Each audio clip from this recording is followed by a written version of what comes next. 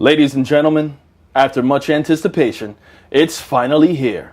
The weekend. And guess what? It's not just any other weekend. That's why I'm taking off the tie right now on camera. It's a 3-day holiday weekend. You know why?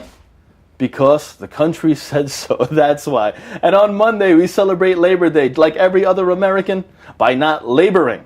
And right now, it's almost 4 o'clock. The markets are almost closed, and we're about to have an extended happy hour.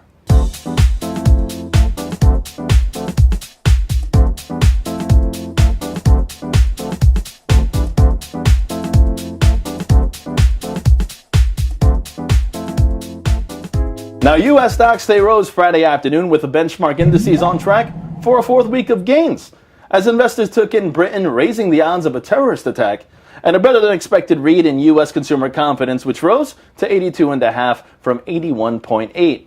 Now, ahead of the open, stock futures, they cut their gains after consumer spending unexpectedly declined in July, down 0.1% following a 0.4% rise the previous month.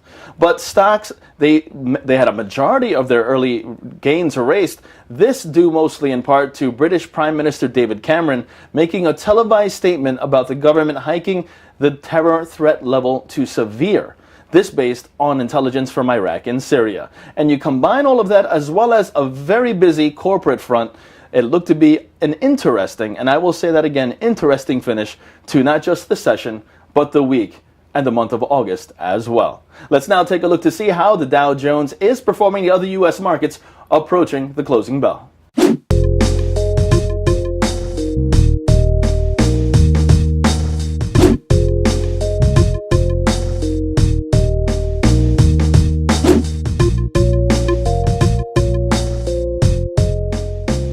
And again, this time I'll touch on the corporate front. We had a lot of activity. Tesla Motors rising to an all-time high. This after the electric car maker said it would join Chinese mobile carrier China Unicom to construct charging stations across China to lift sales in the globe's largest market for automobiles. Also, Apple rising after the Financial Times reported the tech company is working with Dutch chipmaker NXP to enable pay-by-touch capabilities to its smartphone.